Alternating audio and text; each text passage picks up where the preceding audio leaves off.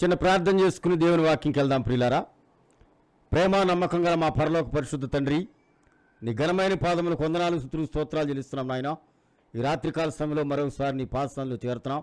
ఈ పరిశుద్ధంలో నీ పరిశుద్ధాత్మతో మాలోకి రమ్మని, నువ్వు మాట్లాడమని, మేము వినటానికి మాకు వినగలిగే చెవులు, గ్రహించే హృదయం, మంచి మనసు అనుగ్రహించమని, ఇప్పుడు శరీర బడలకి ఏదైనా ఉంటే వేస్తున్నాము, ఇప్పుడే పొమ్మని ఆజ్ఞాపిస్తున్నాం, సహాయం చేయను ఆయన.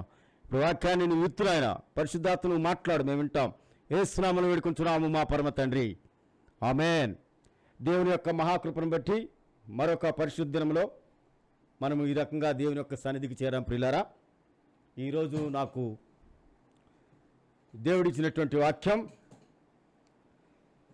Church built on the rock, బండ మీద కట్టబడినటువంటి సంఘం యొక్క వాక్యాన్ని ఎత్తటానికి దేవుడు నాకు సహాయం చేశాడు.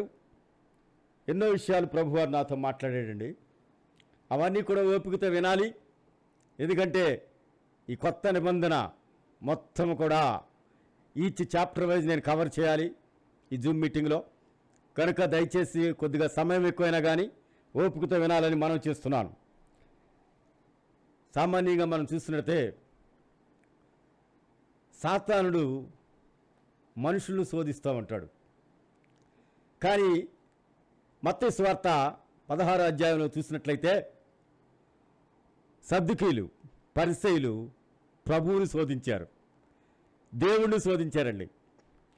ఏమంటారంటే వాళ్ళు వచ్చి, మీరు ఆకాశం నుంచి ఒక సూచన క్రియను మాకు చూపించండి అని చెప్పి ప్రభువారిని శోధించినట్లుగా మనం చూస్తున్నాం ప్రియమైనటువంటి వాళ్ళారా. అయితే ఈ పరీక్ష అనేది మనం చూస్తున్నట్టే నిర్గమకాండం 20వ అధ్యాయం 20వ వచనంలో దేవుడు వేంచేసి ఉన్నాడు. ఆయన నరులను పరీక్షిస్తూ ఉన్నాడు. ఎందుకంటే ప్రియమైనటువంటి వాళ్ళారా, ఆయనకి వ్యతిరేకంగా పాపము చేయకుండాన్నట్లు ఆయన భయము నరులకు కలుగునట్లుగా దేవుడు వేంచేసి ఉన్నాడు. దేవుడు పరీక్షిస్తూ ఉన్నాడు. ఆయన కను దృష్టితో దేవుడు పరీక్షిస్తున్నాడు ప్రియమైనటువంటి వాళ్ళారా. అపోస్తుల కార్యములు 5వ అధ్యాయం 3వ వచనం చదవండి.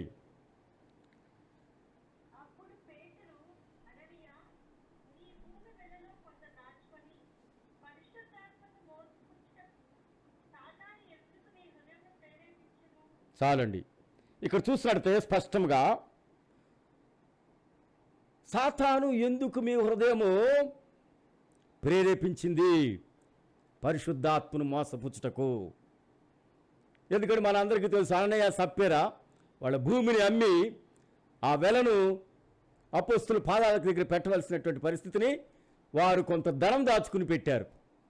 పరిశుద్ధాత్మ ద్వారా పేతురు వారితో మాట్లాడాడు. ఆ సమయంలో మరి వారిద్దరూ కూడా చనిపోయారు ప్రియులారా. కనుక ఇక్కడ మనం చూస్తే దేవుడు ఎలా పరీక్షిస్తున్నాడంటే, ఆ దినాలలో ఆ రకంగా పరీక్షించాడు. ఈ దినాలలో చాలా కనికరం చూపిస్తున్నాడండి. నిజంగా అలా పరీక్షిస్తే ఏ విశ్వాసి కూడా నిలబడలేడు. సో అంత గొప్ప దేవుని యొక్క కృప మనం పొందుతున్నాం ఈ దినాల్లో కూడా. 1 తెస్సలోనిక 5వ అధ్యాయం 21వ వచనం.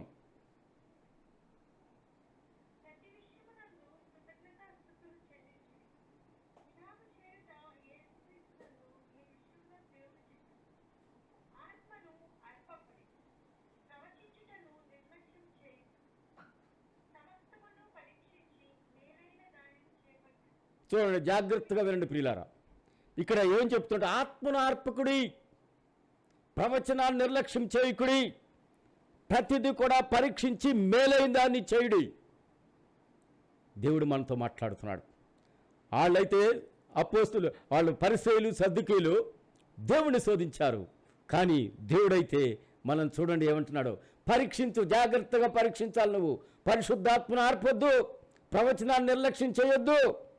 అంతేకాకుండా పరీక్షించి మేలైంది మనం చేయవలసిన బాధ్యత ఉన్నదని ప్రభువారు మనల్ని హెచ్చరిస్తున్నాడు ప్రియమైనటువంటి వాళ్ళారా. అక్కడ చూసినట్టే పరిసయ్యులు, సద్దుకయ్యులు యేసు ప్రభుని ఆకాశములో ఒక సూచన చేయమని అడిగారు. సూచన అంటే సైన్ అండి. ఒక సూచిక మనం చూసినట్టే ప్రియమైనటువంటి వాళ్ళారా, కీర్తన గ్రంథం 86:17లో శుభకరమైన సూచన, అది సూచిక్రియ అంటే ప్రియ సహోదరి సహోదరు. శుభకరమైంది, మేలుకరమైంది, మనుషులకు ఉపయోగపడేది, మనుషులను ఆత్మీయంగా బలపరిచేది, మనుషుల్లో విశ్వాసం పెంచేది అని మనం జ్ఞాపకం చేసుకోవాలి. యెషయా 7:14 మనం చూస్తే దేవుడు అంటున్నాడు, యేసయ్య జననమే ఒక సైన్, యేసయ్య జననమే ఒక సైన్ మనం జ్ఞాపకం చేసుకోవాలి. ప్రియమైనటువంటి వాళ్ళారా, మార్కు సువార్త 16:20 చదవమ్మా.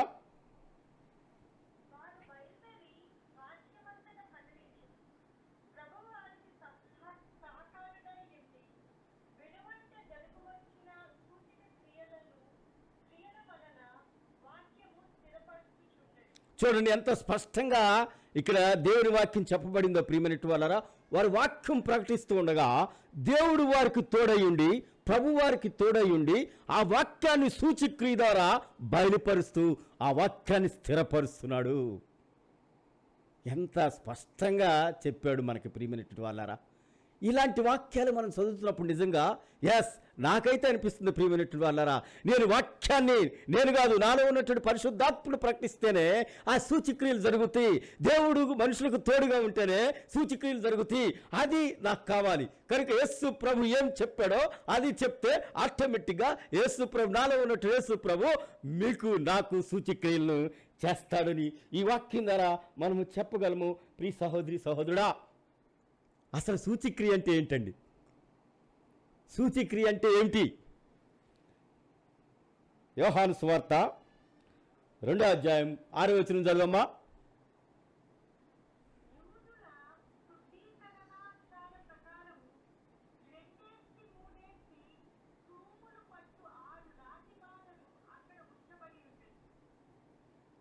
చూసారా, ఇక్కడ ఒక గొప్ప సూచిక్రియ యేసు ప్రభు చేశాడు.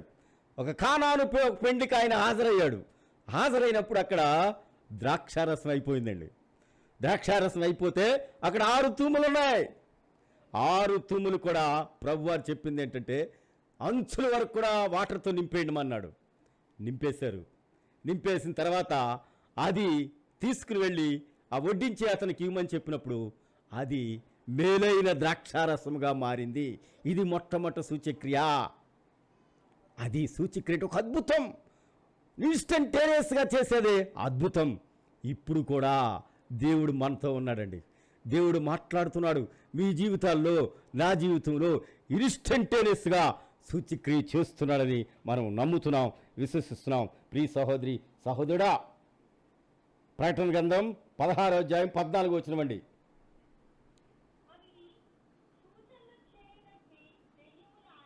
చాలండి. ఇక్కడ చూసి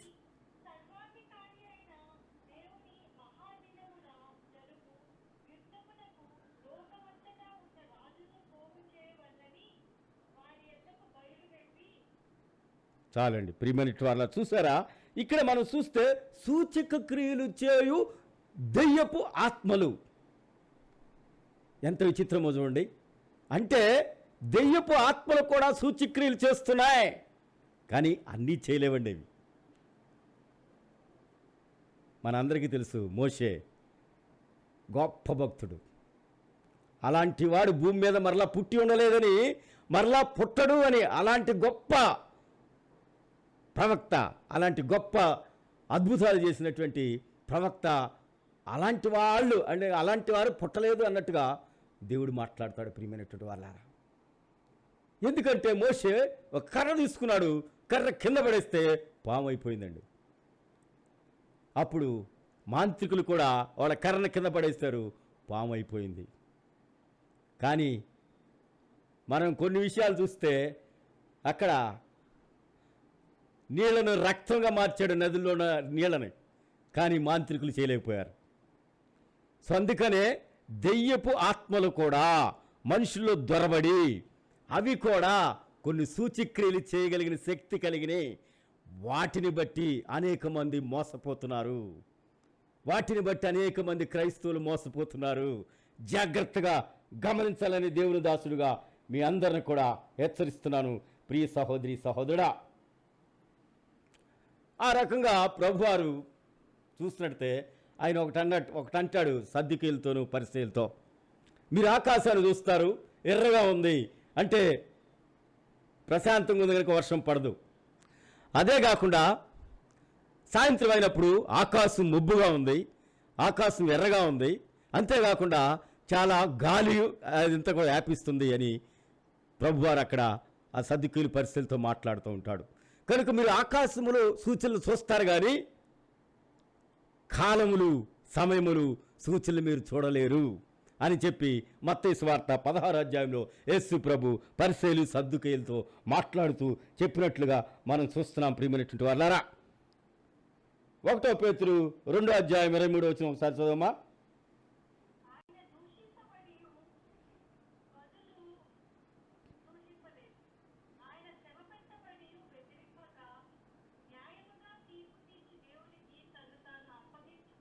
చాలండి. ఇక్కడ చూస్తున్నట్టే ప్రియమైనటువంటి వాళ్ళారా, ఆకాశములో ఉన్నటువంటి మేఘముల సూచనలో ప్రభువారు మనం చూస్తున్నట్టే ఆయన చెప్తున్నటువంటి మాట ఏంటంటే, దూషించబడి దూషించలేదు, ఆయన శ్రమ పెట్టబడి శ్రమ పడలేదు, ఆయన మరి ఏమాత్రం కూడా బదులు పలకకుండా న్యాయముగా వారిని బెదిరింపకుండా న్యాయముగా తీర్పు తీర్చు దేవునికి తన్ను తాను అప్పగించుకున్నాడు.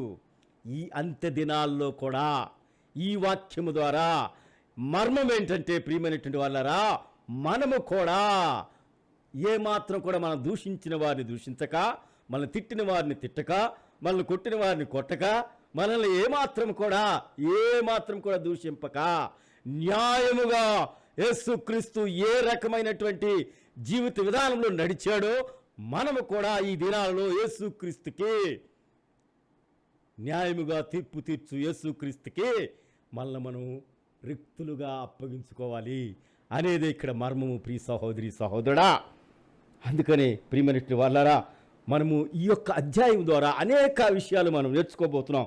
ప్రియులారా, దయచేసి జాగ్రత్తగా వినాలని మనం చేస్తున్నాను. అక్కడ చూస్తారండి, ఆ రకంగా ప్రభువారు మీరు ఏ సూచిక్రియ కానీ మీకు చేయను కానీ చూపించను కానీ, బట్ యోనాకు సంబంధించినటువంటి సూచిక్రియ మీకు చెప్తాను. ఎందుకో తెలుసండి, యోనాకు సంబంధించిన సూచిక్రియ మనం చూసినట్టే అది యేసుక్రీస్తు వారి మరణ పునరుద్ధానాలకి లింక్ అయి ఉన్నది. ప్రియ సహోదరి సహోదరుడా, ఎందుకంటే యేసుక్రీస్తు వారు వీరు వీళ్ళ సద్దుకీలు పరిసయ్యులు వీళ్ళందరూ కూడా దూషించి ఆయన్ని సిలువ వేసి చనిపోయిన తర్వాత 3వ దినాన్ని లేపబడతాడని ఆ యొక్క యోనాకు సంబంధించిన సూచిక్రియతో కనెక్ట్ అయి ఉంది అది. అందుకనే ఆ సూచిక్రియ మాత్రం ప్రపంచమంతా కూడా సువార్త అనేది దీనిలోనే లిఖితమై ఉన్నది కనుక అందరూ తెలుసుకోవాలని ఈ యొక్క యోనాకు సంబంధించినటువంటి సూచిక్రియ, అతను ఏ రకంగా దేవుని యొక్క మాట వినకుండా వెళ్ళిపోయినప్పుడు అతను మరి దేవునితో క్షమాపణ పొంది ఆ తర్వాత మరి ఆ సముద్రంలో దూకినప్పుడు చేప మింగి 3 దినాలు ఆ చేప కడుపులో ఉన్నాడండి ప్రియులారా. అదే రకంగా యేసు ప్రభు వారు సిలువ వేయబడిన తర్వాత చనిపోయిన తర్వాత 3 దినాలు యొక్క అంటే మన పరదేశంలో ఉన్నాడు ప్రియ సహోదరి సహోదరుడా. కనుక యోనా ఏ రకంగా 3 దినాలు చేప కడుపులో ఉన్నాడో అదే రకంగా యేసుక్రీస్తు వారు కూడా భూగర్భంలో 3 దినాలు ఉన్నట్లుగా మనం చూస్తున్నాం ప్రియులారా. ఇదే సువార్త గనక, ఇదే యేసు ప్రభు వారి యొక్క మర్మం గనక, ఈ సువార్తను ప్రపంచమంతా తెలుసుకోవాలి గనక యోనాకు సంబంధించిన సూచిక్రియ సద్దుకీలకి పరిశీలికి చెప్పి ఉన్నాడు ప్రియులారా. ఆ రకంగా ప్రపంచమంతా కూడా దేవుడు చెప్పినట్లుగా మనం చూస్తున్నాము ప్రియ సహోదరి సహోదరుడా. అయితే అక్కడ ఒక మాట అన్నాడండి యేసు ప్రభు. ఏమన్నాడంటే, మీరు ఆకాశమందలి సూచనలు మీరు చూస్తారు కానీ బట్ కాలములు సమయములు మీవరు వివేచింపలేరు. కాలముల గురించి మనం దేవుని వాక్యం మనం చూసినట్టే ప్రియమైనటువంటి సహోదరి సహోదరుడా, కీర్తన గ్రంథం 31వ అధ్యాయం 15వ వచనంలో కాలగతులన్నీ నా వశములో ఉన్నాయి అంటే కాలము సమయము ఎప్పుడు ఏది సంభవిస్తుందో అదంతా కూడా దేవుని వశమున్నది అని చెప్పి దేవుని వాక్యం చెప్తుందండి. లూకా సువార్త 21:24 చదవండి.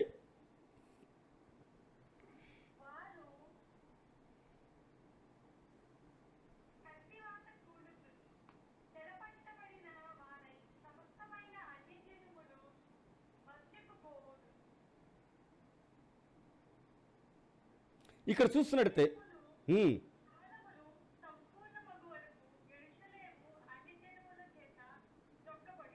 చాలండి, చూసారా? అన్ని జనుల కాలము సంపూర్ణమయ్యే వరకు కూడా పరిశుద్ధులను వారు హింసిస్తూ ఉంటారు. అంటే పరిశుద్ధులు శ్రమ పడుతున్నప్పుడు, హింసపడుతున్నప్పుడు అది వారి ఇష్టానుసారంగా ఆ శ్రమ పోదు, కానీ ఆ శ్రమ అనేది ఆ యొక్క అన్ని జనుల కాలములు సంపూర్ణమయ్యే వరకు కూడా వారు బాధించబడాల్సిందే. కనుక ఇలాంటి కాలము కూడా ఆయన చేతిలో ఉంది. ప్రియ సహోదరి సహోదరుడా, అపోస్తలుల కార్యం 1:7 కాలములు సమయములు నా వశమై ఉన్నవి.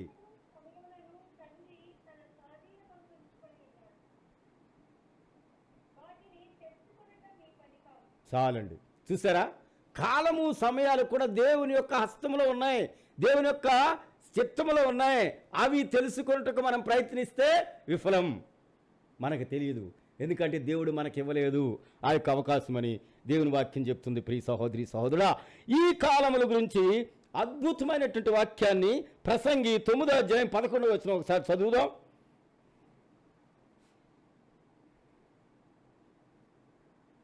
చదవమ్మా. ప్రసంగి 9:11.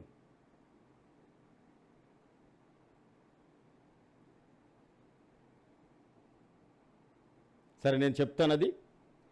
ఒడిగలవాడు పరిగెత్తినా కానీ గెలవడంటండి. ప్రసంగి మాట్లాడుతున్నాడు. బలము కలిగిన వాడు యుద్ధం చేసినా గెలవడు, ఓడిపోతాడు. జ్ఞానము గలవాడికి అన్నము దొరకదు. ప్రసంగి మాట్లాడిన మాటలవి. బుద్ధిమంతునికి ఐశ్వర్యం ఉండదు, బుద్ధిమంతునికి ఐశ్వర్యం ఉండదు. తెలివిగలవారు అనుగ్రహము పొందరు. ఇవన్నీ కూడా అదృష్టము చేత కానీ కాలము చేత కానీ మనుషులకు అనుగ్రహించబడుతుంది. ఎంత మర్మంతో కూడిన వాక్యం చూడండి ఇది. ఒక్కసారి మనం చూస్తే వడిగలవాడు పరిగెత్తినా కానీ వాడు గెలవడంటండి. అట్లా బలవంతులు, ఈ లోకంలో బలవంతులు అనుకున్నటువంటి వాళ్ళు మనం చూస్తే ప్రియ సహోదరి సహోదరుడా, ఎగ్జాంపుల్ టెండూల్కర్ ఉన్నాడండి. టెండూల్కర్ బలవంతుడు, ఆయన ఆటను ఆయన కొనసాగించాడు. మరి వారి కుమారుని చూస్తే నో ప్లే, అంటే అంతగా ప్రతిభ లేదు ఆయనకి. అట్లాగే అజరుద్దీన్ పిల్లలు కూడా అంతే, ప్రతిభ లేదు. సునీల్ గవాస్కర్ వాళ్ళ కొడుకు కూడా ప్రతిభ లేదు. సో అట్లా మనం చూసుకుంటూ పోతే ప్రియ సహోదరి సహోదరుడా, బలవంతుడు కొడుకు అనుకున్నవాడు ఏమాత్రం పర్ఫామ్ చేయలేడు. కానీ నిన్నేదో ఒలింపిక్స్లో గోల్డ్ మెడల్ పొందాడు కానీ చోప్రా గారు, అతని పేరు ఎవరో ఏం లేదు, చూడండి గోల్డ్ మెడల్ కొట్టాడు ఇండియా కోసం. కనుక ప్రియ సహోదరి సహోదరుడా, ఈ వాక్యంలో ఉన్నట్టు మర్మం మనం చూస్తే మనము ఏదైతే బలం అనుకుంటామో, ఏదైతే జ్ఞానం అనుకుంటామో, ఏదైతే అతిశయపడతామో ప్రియ సహోదరి సహోదరా, అది మనము దాన్ని పర్ఫామ్ చేయలేం. కనుకే దేవుని ద్వారానే మనం వెళ్ళాలి, దేవుని ద్వారానే మనం వెళ్ళాలి అని చెప్పి ఇక్కడ చెప్పబడింది ప్రియ సహోదరి సహోదరుడా.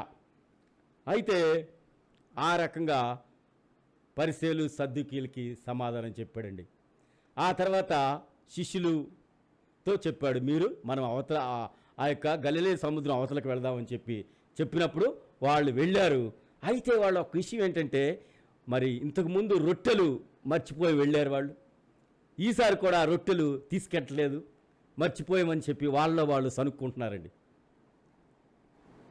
యేసుప్రభు వారితో మాట్లాడినప్పుడు వాళ్ళు అనుకుంటున్నారు, మనం రొట్టెలు తేలేదు కదా, అదే యేసుప్రభు మనతో మాట్లాడుతున్నాడు అని చెప్పి అనుకుంటున్నారు ప్రియులారా. కానీ ఆయన చెప్పినటువంటి మర్మం ఏంటంటేనండి, మీరు పులిసిన పిండితో సమానమైనటువంటి పరిసయ్యులు శాస్త్రుల విషయంలో జాగ్రత్త చూచుకునండి, జాగ్రత్త పడుడి, జాగ్రత్తగా ఉండండి వాళ్ళతో అని చెప్పినప్పుడు అప్పుడు వీళ్ళ శిష్యులు అనుకున్నారు, మనం రొట్టెలు మర్చిపోయి వెళుతున్నాం కదా, అందుకే యేసుప్రభు అలా అనుకున్నాడని చెప్పి మత్తయి సువార్త 16 చెప్తాడండి.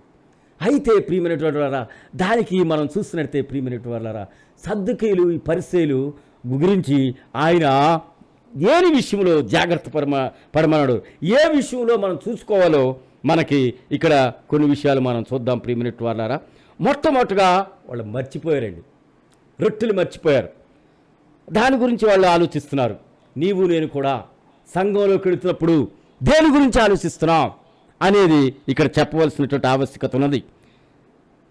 ద్వితీయోపదేశకాండం 4వ అధ్యాయం 31వ వచనంలో కనికరము కలిగిన దేవుడు మనల్ని కాస్తున్నాడు గనక మనము నాశనము కామని మనము ఈ వాక్యం ద్వారా బలపడాలి. ద్వితీయోపదేశకాండం 6వ అధ్యాయం 12వ వచనం చూసినట్టే ఒకసారి చదవమ్మా.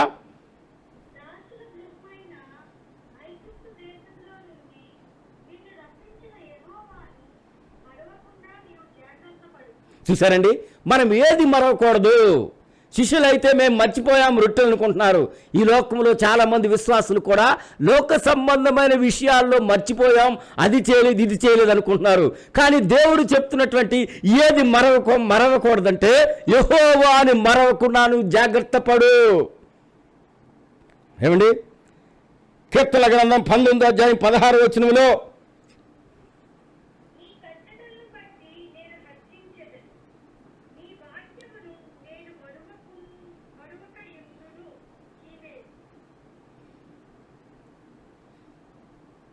కీర్తన గ్రంథం 119:16లో ఆయన చెప్పిన మాట ఏంటంటే వాక్యాన్ని మరవకూడదు. దేవుని ఆత్మ ద్వారా మాట్లాడే దాసుల యొక్క ఉపదేశం మరవకూడదు. అందుకే ప్రియులారా, నేను ఇస్తున్నది ఒక టెక్స్ట్, ఒక టాపిక్ ఉందంటే కంప్లీట్ ఇన్ఫర్మేషన్ మీకు ఇస్తున్నాను. ఎందుకంటే నేను మర్చిపోతామేమో నేను. అందుకని మర్చిపోతామని మరలా మనకు దేవుడు ఇచ్చినటువంటి కృపను బట్టి యూట్యూబ్ ద్వారా మనం మరలా వినగలుగుతున్నాం. దేవుని యొక్క మహాకృపను బట్టి 2400 మంది ఇప్పటి వరకు కూడా నా వీడియోలు వాచ్ చేశారండి. వాళ్ళందరూ కూడా మన శిష్యులు, శిష్యులే. వారి గురించి కూడా మీ ప్రార్థనలో జ్ఞాపకం చేసుకోండి. వాళ్ళకు కూడా శిష్యుల్లాగా తయారవుతారు, గ్యారెంటీగా నేను చెప్పగలను. ప్రియ సహోదరి సహోదరుడా, అందుకనే మన వాక్యాన్ని మరవకూడదు, ఉపదేశాన్ని మరవకూడదు. మరి అంతేకాకుండా ప్రియ సహోదరి సహోదరుడా, హెబ్రీయులకు రాసిన పత్రిక 6వ అధ్యాయం 10లో చాలా అమూల్యమైన వాక్యము, అద్భుతమైన వాక్యం యేసు ప్రభువు వారు చెప్పింది, పరిశుద్ధాత్ముడు చెప్పింది. చదవమ్మా.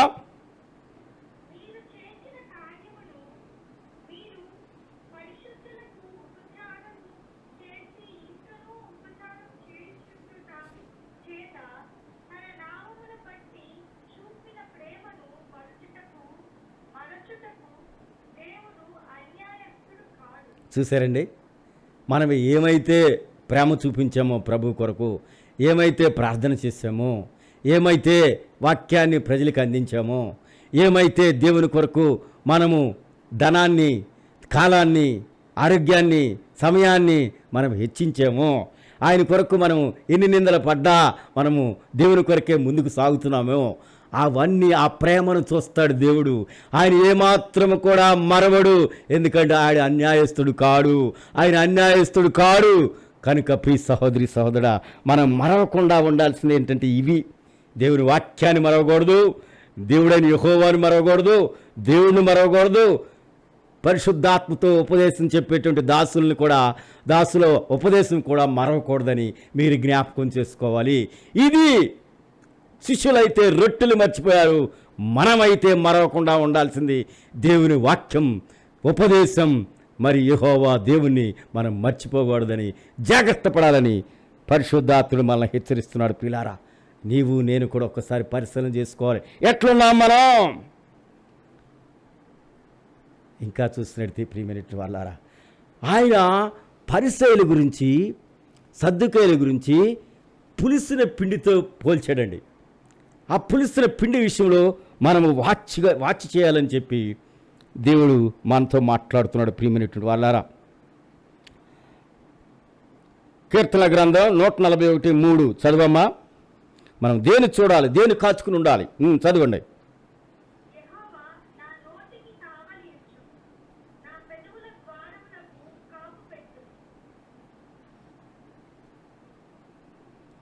నా నోటికి చదవండి, ఇంకా చదవండి కింద.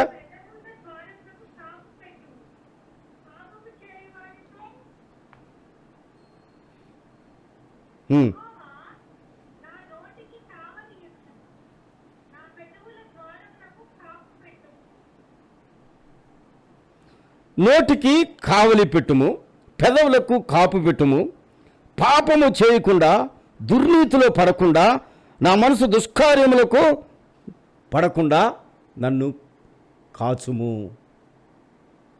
ఇదండి దావీదు దేవుణ్ణి అడుగుతున్నాడు. ఈ అంత్య దినాల్లో మనం కూడా చూడండి, ఆల్మోస్ట్ అన్నీ కవర్ అవుతున్నాయండి. ఇక్కడ మనం చూస్తున్నట్టే మన నాలుకే చాలా భయంకరమైనది, పాపయుక్తమైంది, అది నాశనకరమైంది. దాని ద్వారా పలికే మాటలు, ఆ పాపము ఆ నాశనకరం మాటలు ఎలా వస్తాయంటే చాలా షార్ప్ ఎడ్జ్తో చాలామందిని హృదయాల్ని పొడి చేస్తుంది. ప్రియ సహోదరి సహోదరుడా, ఇంకోటి ఏమంటున్నాడు తెలుసండి అక్కడ, రుచిగల పదార్థము తినకుండా నన్ను కాపాడుము. ఇదండి మనం వాచ్ చేయాల్సింది. అక్కడైతే ఆయన, ఎందుకంటే ఇలాంటి మనస్తత్వం కలిగినటువంటి పరిసయ్యులు శాస్త్రులు ఇలాంటి మనస్తత్వం ఉంది గనక దేవుడు, ఇదిగో బాబు ఈ విషయంలో శాస్త్రులు పరిసయ్యులు పడిపోయారు కనుక నీవు కూడా నీ నోటికి, నీ పెదాలకి, నీ హృదయానికి పాపము చేయకుండా, దుర్నీతిలో పడకుండా, ఇష్టం వచ్చినట్లుగా తినకుండా నిన్ను నువ్వు చూసుకో, వాచ్ చేసుకో అని దేవుడు హెచ్చరిస్తున్నాడు. ప్రియమైనటువంటి వాళ్ళారా, యెషయా పుస్తకం 30 మనం ఒకసారి చూద్దాం. యెషయా పుస్తకం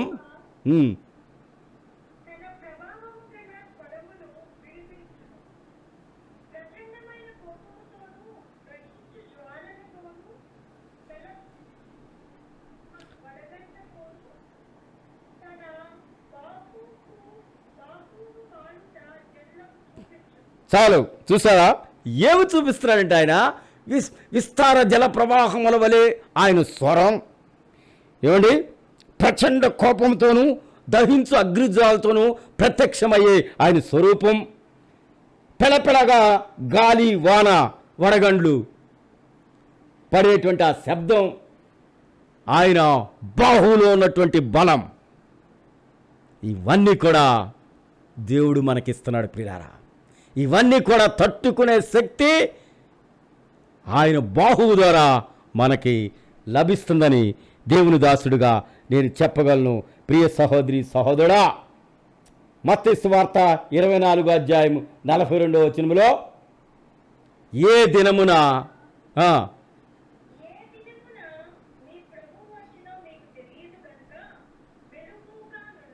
చూసారా, ఏ దినమున ప్రభువారు రాకడ ఇక్కడ భూలోకానికి రాబోతున్నారో మనకు తెలియదు.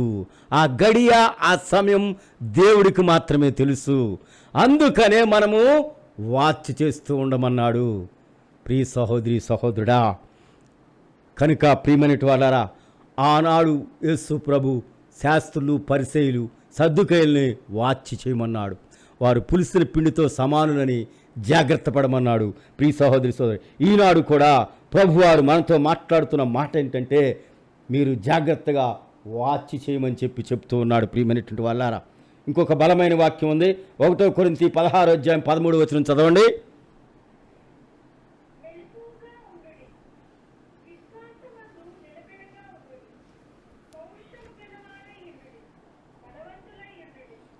చాలండి, మనము ఆ సమయము, ఆ గడియ మనకు తెలియదు గనక మనము మెలకుగా ఉండాలి, ప్రార్థనలో మెలకుగా ఉండాలి, వాక్యదానములో మెలకుగా ఉండాలి, విశ్వాసములో నిలకడగా ఉండాలి. ఏమండి, పౌరుషము గలవారై ఉండాలి, పౌరుషం గలవాడై ఉండాలి. ప్రియ సహోదరి సహోదరుడా, ఏలియా అంటాడు, ఇదిగో మీరు ఎవరిని సేవిస్తారో నాకు తెలియదు, కానీ నా ఇంటి వారును దేవుడైన యెహోవాను, యెహోషువ అంటాడు. ప్రియ సహోదరి సహోదరుడా, కనుక మనం పౌరుషం కలిగినటువంటి దేవుని బిడ్డలం. ఆయన పౌరుషం గలవని వాడు, మనం కూడా పౌరుషం ఉండాలని బలవంతులై ఉండాలి. దేవుని వాక్యములో బలవంతులై ఉండాలి, ప్రార్థనలో బలవంతులై ఉండాలి, సాక్ష్యంలో బలవంతులై ఉండాలి, ఉపదేశంలో బలవంతులై ఉండాలి. అంతేకాకుండా ఆయన చేయమన్నవన్నీ కూడా, కొండ మీద ప్రసంగములు చెప్పబడినటువంటి ఆ యొక్క ఆజ్ఞలన్నీ కూడా మనము బలముగా చేయగలిగినటువంటి విశ్వాసంతో ముందుకు పోవాలి. ప్రియమైనటువంటి వాళ్ళారా, కనుక మనల్ని వాచ్ చేయమంది ఏంటంటే శాస్త్రులు పరిసయ్యుల్ని ఇవన్నీ ఈ చెప్పబడిన మాటలన్నిటి కూడా వాళ్ళు వ్యతిరేకంగా ఉంటారు ప్రియులారా. అందుకనే ఇలాంటివన్నీ కూడా మనం అలవర్చుకున్నప్పుడు వారి యొక్క మరి ఏమాత్రం కూడా వాళ్ళు చూపించినటువంటి వాటిని మనము చేయమని దేవుని యొక్క దాసుడుగా నేను చెప్పగలను ప్రియ సహోదరి సహోదరా. తర్వాత జాగ్రత్తగా ఉండమన్నాడండి దేవుడు. బివేర్, శాస్త్రులు పరిసయ్యుల గురించి జాగ్రత్తగా ఉండండి. ఎందుకంటే ఫిలిప్పీలకి రాసినటువంటి పత్రిక 3వ అధ్యాయము 2వ వచనం మనం చూస్తే కుక్కల గురించి జాగ్రత్తగా ఉండాలన్నాడు. దుష్టులైన మనుషుల గురించి జాగ్రత్తగా ఉండమన్నాడు. శరీర విషయంలో జాగ్రత్త కలిగి ఉండమన్నాడు. ఇది ఈనాడు మనం చేయవలసిందనమాట. ఆనాడు పరిసయ్యులు సద్దుకాయల గురించి జాగ్రత్తగా పడి ఉండమన్నారు. ఇప్పుడు కూడా మనము జాగ్రత్త పడాల్సిన విషయాలు ఏంటంటే, మనము దుష్టులైనటువంటి మనుషుల యొక్క తత్వము కానీ వాళ్ళకు ఉన్నటువంటి బుద్ధి కానీ మనకు రాకూడదు. అంతేకాకుండా శరీర విషయంలో కూడా జాగ్రత్త కలిగి ఉండాలి. ఎందుకంటే ప్రియ సహోదరి, తర్వాత నేను వాక్య ధ్యానంలో చెప్తాను. తర్వాత కొలసీలకు రాసిన పత్రిక 2వ అధ్యాయం 8వ వచనంలో కూడా లాస్ట్ టైం మీకు చెప్పాను. చదవమ్మది కొలసీలకు రాసిన పత్రిక 2వ అధ్యాయం 8వ వచనం ఒక్కసారి గుర్తు చేసుకుందాం.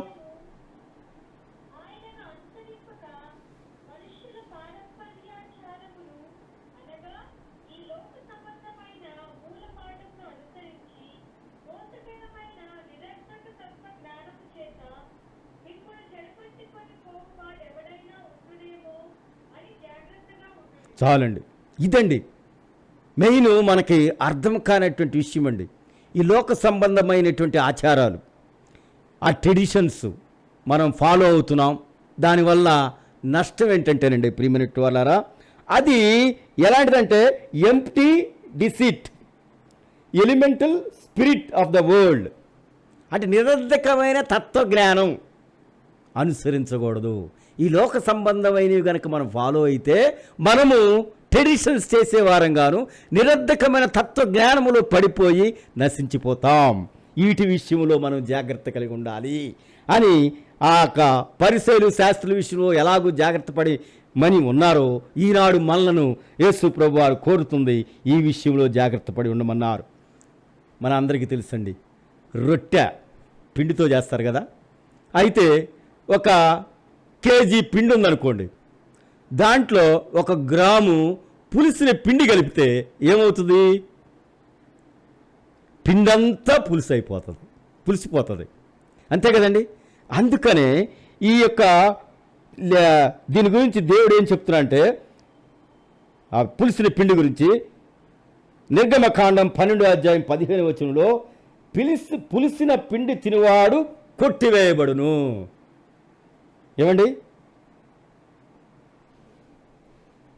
సత్యమును పులియని పిండితో రొట్టె చేసి పండుగను ఆచరించవలెను. పులిసిన అనేది దేనికోసం సాదృశ్యం అంటే అది దుర్మార్గతకు, దుష్టత్వానికి, పాపమునకు అది సాదృశ్యమై ఉన్నది. చూడండి, ఏ రకంగా 1 కేజీ పిండిలో 1 గ్రాము పులిసిన పిండి కలిపితే ఏ రకంగా పిండి అంతా కూడా పులిసింది అయిపోతుందో, అదే రకంగా ఒక చిన్న పాపం మన యొక్క శరీరంలో ప్రవేశిస్తే మన శరీరాన్నంతా కూడా పాపమయం చేసేస్తుంది. దీని విషయంలో మనము పులిసిన పిండితో ఎందుకు పరిసయ్యుల్ని సద్దుకాయల్ని యేసు ప్రభు వారు పోల్చారో ఇది దాని మర్మము.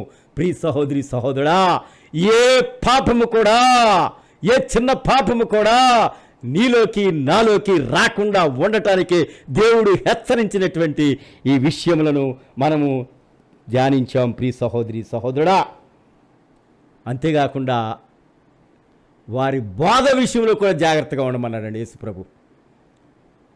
పరిసయ్యులు సద్దుకీల బోధ విషయంలో కూడా జాగ్రత్తగా ఉండమని దేవుడు మనల్ని హెచ్చరిస్తూ ఉన్నాడు ప్రియ సహోదరి సహోదరుడా. మత్తయి సువార్త 28వ అధ్యాయం 20వ వచనంలో మనం చూస్తే అక్కడ ఏం చెప్పబడిందంటే, ప్రియులారా, ఇదిగో ఈ లోకములో మనుషులు ఏది పాటించాలో ఆ అన్ని విషయాలు కూడా మీరు చెప్పండి. మీరు ప్రకటించండి, మీరు బోధించండి, ఆ బోధించినది చెయ్యమని చెప్పండి. ఇదండి పరిసయ్యుల బోధ. దీనికి వ్యతిరేకంగా ఉంటుంది. దేవుడు చెప్తున్న బోధ ఇది. మత్తయి సువార్త 28:20లో మనందరికీ తెలిసిన మాట అది. కొలసీలు 1:28లో చూసినట్టే ప్రతి మనిషిని కూడా ప్రకటించాలి, ప్రతి మనిషికి కూడా బుద్ధి చెప్పాలి, ప్రతి మనిషికి కూడా గద్దించాలి, ప్రతి మనిషికి కూడా ఉపదేశించాలి. తీతు 1:11 చదవమ్మా.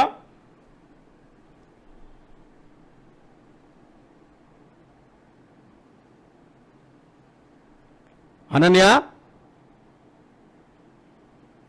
కట్టానట్టు. సరే, అక్కడ మనం చూస్తున్నట్టే పరిసయ్యులు ఎలాగుంటారంటే అవిధేయులు, వదరబోతులు. వదరబోతులు అంటే ఇంగ్లీష్ మాట ఏంటో తెలుసండి? ఎంప్టీ టాక్, అంటే గాలి మాటలు మాట్లాడతారనమాట. మోసపుచ్చువారు, వీరు నోళ్ళు మూయించి వీరు ఉపదేశించకుండా చూడవలసిన బాధ్యత మనకుంది. ప్రియమైనటువంటి సహోదరి సహోదరుడా, వీరు కుటుంబములను పాడు చేస్తారు. తీతు 1:11లో స్పష్టంగా పరిసయ్యుల బోధ గురించి, సద్దుకయ్యుల బోధ గురించి దేవుడు చెప్పాడు. ప్రియమైనటువంటి వాళ్ళారా, అయితే హోలీ స్పిరిట్ బోధ ఏంటంటే మితముగా అన్ని విషయాల్లో ఉండటం, శ్రమపడుట, స్వార్థ పని సమయమనక అసమయమనక చేయటం, సంపూర్ణ పరిచర్యను చేయటం. ఇది అపోస్తలులు పరిశుద్ధాత్మతో నిండిన దేవుని సేవకులు చేసేటువంటి బోధ. దీనికి భిన్నముగా ఉండేదే పరిసయ్యుల బోధ, సద్దుకయ్యుల బోధ, శాస్త్రుల బోధ. ఆ బోధను నువ్వు వినకూడదు, ఆ బోధలో నువ్వు పాల్గొనకూడదు, ఆ బోధను నువ్వు అనుసరించకూడదని దేవుని దాసుడుగా హెచ్చరిస్తున్నాను.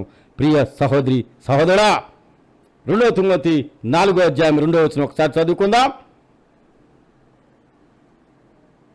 అనన్య,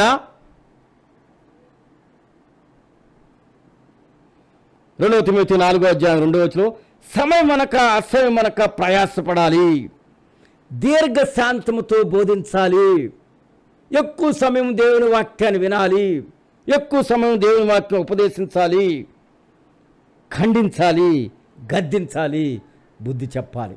దేవుని వాక్యం చెప్తున్నప్పుడు నీ హృదయానికి గుచ్చినట్లుగా ఉంటే, బాధపడుతున్నట్లుగా ఉంటే, నీవు ఆ వాక్యం దేవుని నుంచి వస్తుంది, అది నీలో ఫలిస్తుంది. అట్టేటప్పుడు నువ్వు వెంటనే క్షమాపణ గుణముతో నెమ్మదిగా దేవుని యొక్క మాటను వినాలని దేవుని దాసుడుగా హెచ్చరిస్తున్నాను. ప్రియ సహోదరి సహోదరా, తర్వాత అండి యేసు ప్రభువారు శిష్యులను కలిసిన తర్వాత శిష్యులు ఒక మాట అడుగుతాడండి.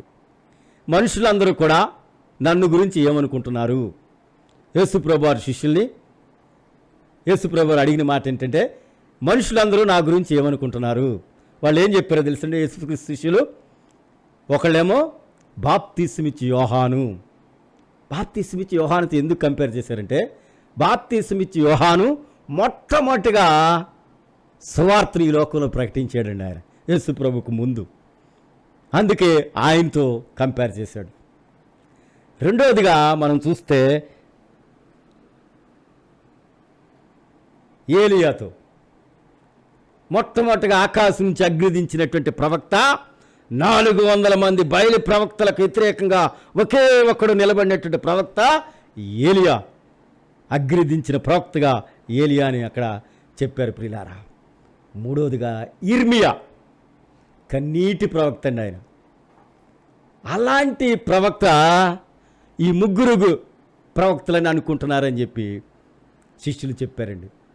అయితే అప్పుడు పేతురు వెంటనే లేచి, ప్రభువా, నీవు యేసు దేవుని యొక్క కుమారుడివి, జీవిస్తున్నటువంటి యేసు క్రీస్తు జీవిస్తున్న దేవుని యొక్క కుమారుడు అని చెప్పి పేతురు చెప్పాడండి. ప్రియ సహోదరి సహోదరుడా,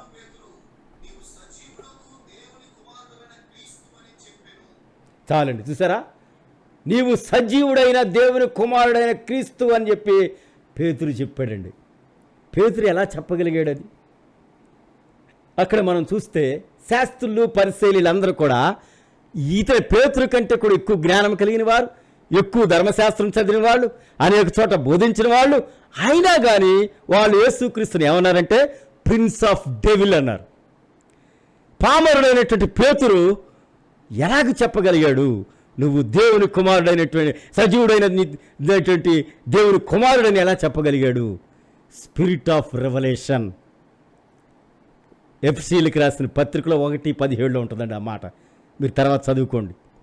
స్పిరిట్ ఆఫ్ రెవల్యూషన్ పేతురుకు వచ్చిందంటే స్పిరిట్ ఆఫ్ రెవల్యూషన్. అందుకే యేసుప్రభు అంటాడు, పేతురు నువ్వు ధన్యుడవు, నీవు ఈ యొక్క ఫ్లెష్ ద్వారా బ్లడ్ ద్వారా చెప్పలేదు కానీ తండ్రి యొక్క, చదవండి,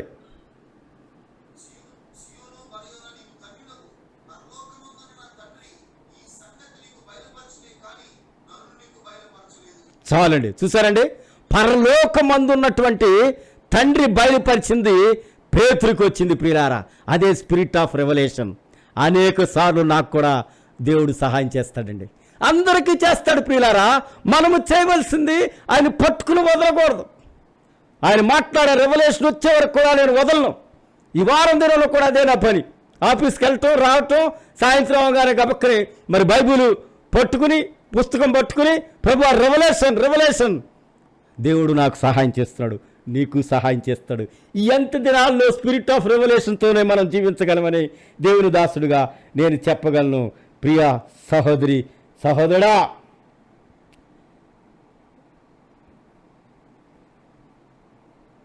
ఆదికాండం 2:7 ఒక మాట ఉందండి. మనిషిని ఆయన ఎలా చేశాడు? ఆయన నాసికారంధ్రములో, చదవండి,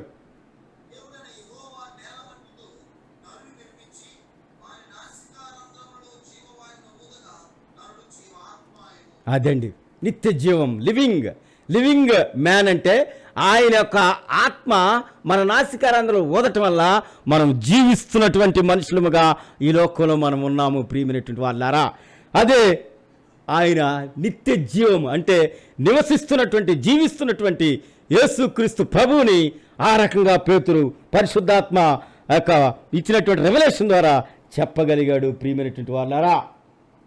లోకా సువార్త 24:5 అంటాడు దేవుడు, సజీవుడైనటువంటి యేసుక్రీస్తుని ఎందుకు మీరు మృతుల్లో వెతుకుతున్నారు? ఆయన చనిపోయి సమాధి చేయబడిన తర్వాత 3వ దినం లేచాడు. ఈ శిష్యులందరూ వెళ్ళి సమాధిలో వెతుకుతున్నారు. చూసారా, సజీవుడంటే అదండి అర్థం.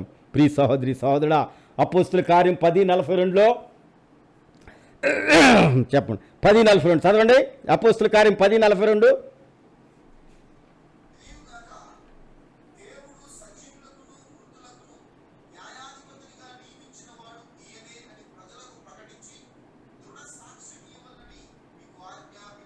చాలండి, ఇక్కడ చూస్తారండి, సజీవులకును మృతులకును మధ్య న్యాయాధిపతి అయినటువంటి యేసుక్రీస్తు, ఆయన ద్వారానే తీర్పు తీరుస్తున్నాడని దేవుడు మనకు తెలియచేస్తున్నాడు.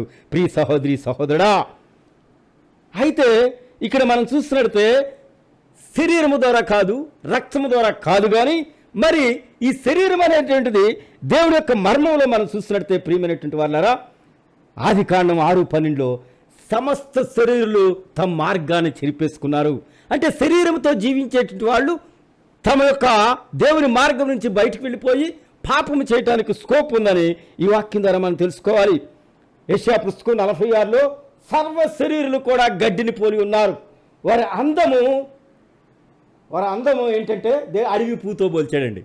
అంటే అంత డెలికేటెడ్ శరీరం అని చెప్పి అంత ఈజీగా పాపానికి లోబడుతుందని దేవుడు చెప్తూ ఉన్నాడు. ప్రియ సహోదరి సహోదరుడా, యోహాను సువార్త 6:51 నేను ఇచ్చు ఆహారము జీవము నా శరీరమే. అందుకే అంటాడు ఆయన, నువ్వు నిత్య జీవం పొందాలంటే నా శరీరం తినాలి, నా రక్తం తాగితేనే, దాంట్లో పాలు భాగస్తుడు అయితేనే నువ్వు నిత్య జీవం పొందుతావని దేవుడు మనకి సెలవిస్తున్నాడు. ప్రియ సహోదరి సహోదరుడా, ఏమండి, గలతీలకు రాసిన పత్రిక 5:17 శరీరము ఆత్మ గురించి చెప్తాడండి. శరీరము ఆత్మ శరీరానికి వ్యతిరేకంగా పనిచేస్తుంది. అందుకే శరీర అవయవాల పాప నియమం వల్ల మనం పాపం చేస్తున్నాము. అందుకని పరిశుద్ధాత్ముడు మనలోకి వచ్చి ఆయన మాట ప్రకారం మనం వింటేనే పరిశుద్ధాత్ముడు మనలో ఉండి ఆ పాప నియమం విషయంలో మనల్ని కంట్రోల్ చేయడానికి మనకు కృపనిస్తాడు. ప్రియ సహోదరి సహోదరా, అయితే ఈ విషయాలు ఎలా తెలియచేయగలిగాడు? ఈ విషయాలన్నీ కూడా పేతురు ఎలా తెలియచేయగలిగాడంటే, ప్రియ సహోదరి సహోదరా, లోక సువార్త 17వ అధ్యాయము 30వ వచనం ఈ రకంగా ఉందండి. ఒకసారి చదువుతారా? లోక సువార్త 17వ అధ్యాయము 30వ వచనం.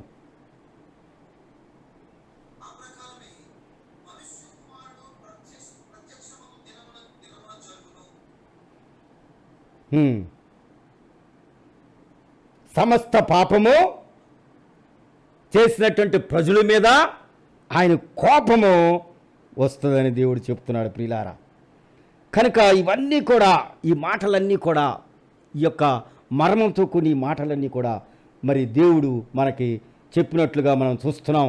ప్రియ సహోదరి సహోదరుడా, ఆయన వచ్చేటప్పుడు ఆయన దూతలతో వస్తాడండి. ఆయన వచ్చేటప్పుడు అగ్ని జ్వాలలతో ప్రత్యక్షమవుతాడు.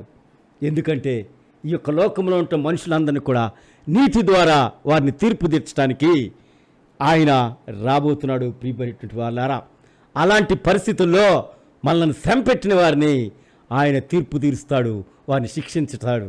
మనం ఎవరైతే ప్రభువు నుంచి శ్రమపడతామో వాళ్ళందరం కూడా ఏమిటంటే నిత్య జీవంలోకి మనం ప్రవేశపెట్టబడతాం. ప్రియులారా, ఒక మర్మాన్ని మీకు తెలియచేసి నేను ముగిస్తాను. ప్రియ సహోదరి సహోదరుడా, ఇక్కడ చూస్తే పేతురుని యేసుక్రీస్తు చాలా అప్రిషియేట్ చేశాడండి. పేతురు స్పిరిట్ ఆఫ్ రెవల్యూషన్ ద్వారా ఈ మర్మాన్ని మరి దేవుడు యేసుక్రీస్తు వారికి చెప్పాడు. ప్రియ సహోదరి సహోదరుడా, ఈ స్పిరిట్ ఆఫ్ రెవల్యూషన్ అనేది మనం చూస్తున్నట్టయితే ఎఫెసీయులకు రాసిన పత్రిక 1వ అధ్యాయం 13వ వచనంలో అక్కడ ఈ రకంగా ఉన్నది, జ్ఞానమును ప్రత్యక్షము గల మనస్సును అని చెప్పి దేవుని వాక్యం చెప్తుందండి. ప్రత్యక్షత, దేవుని ప్రత్యక్షత కలిగిన జ్ఞానము అని చెప్పి స్పిరిట్ ఆఫ్ రెవల్యూషన్ గురించి చెప్పబడింది. ఆ స్పిరిట్ ఆఫ్ రెవల్యూషన్ పొందితేనే ఇలాంటి మర్మాలన్నీ కూడా మనకి అర్థమవుతాయని దేవుని యొక్క దాసుడుగా నేను చెప్పగలను. ప్రియమైనటువంటి వాళ్ళారా,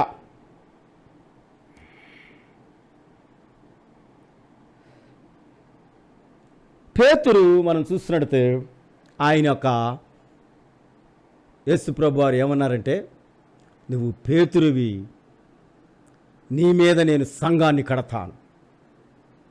పేతురువి, నువ్వు బండ మీద సంఘాన్ని కడతాం. ఆ యొక్క బండ మీద కట్టబడిన సంఘానికి ఈ యొక్క పాతాళ లోకపు ద్వారాలు నిలబడలేవు. ఏమండి, ఎంత మంచి వాక్యం అంటే ప్రియ సహోదరి సహోదరుడా, ఈనాడు సంఘాన్ని బండ అనేటువంటి క్రీస్తు పైన కట్టినప్పుడే పాతాళ లోకపు ద్వారాలు నిలవజాలవు. సామాన్యంగా మనం చూస్తే చర్చి అనేది ఎప్పుడు కూడా యాక్టివ్గా ఉండాలి, ఫైటింగ్ నేచర్తో ఉండాలి. అంతేకాకుండా సాతాను యొక్క ద్వారాలు కదిలిపోవాలి. యేసుక్రీస్తు ప్రభు అంటే ఈ లోకంలో ఆయన నడుస్తున్నప్పుడు ఇప్పుడు కూడా సాతానుడు స్కేర్ అయిపోయాడు అండి. దెయ్యాలైతే ఉడికిపోయాయి, పారిపోయాయి. సంఘము కూడా క్రీస్తు అనే బండ మీద కట్టబడినప్పుడు ఆ సంఘానికి వ్యతిరేకంగా పనిచేస్తున్నటువంటి సాతాను శక్తులపై, వ్యతిరేక శక్తులపై, దురాత్మలపై ఎప్పుడు కూడా విజయాన్ని సాధిస్తూ ప్లేస్ వెంబడి ప్లేస్. అందుకే ఆయన అంటున్నాడు, ఇదిగో పరలోకపు తాళా చెవులు నీకు ఇస్తున్నాను, పరలోక తాళా చెవులు నీకు ఇస్తున్నాను. నువ్వు భూమి మీద ఏదైతే బంధిస్తావో పరలోకంలో బంధించబడుతుంది, నువ్వు భూమి మీద ఏదైతే తిప్పుతావో పరలోకంలో ఇప్పబడుతుంది. అందుకే సాతానుడు బంధించినటువంటి అనేక మందిని మనము ఈ లోకములో దేవుని నామములో విప్పబడునుగాక అన్నప్పుడు, అలాగూ సాతాను చెరలో ఉన్నటువంటి ఆత్మలను విడిపించబడి వారు దేవుని మార్గంలో ప్రవేశించడానికి సులువుగా ఉంటుందని ఈ యొక్క వాక్యం యొక్క అర్థము. ప్రియ సహోదరి సహోదరుడా, కనుక అదండి church built on the rock. Church built on the rock.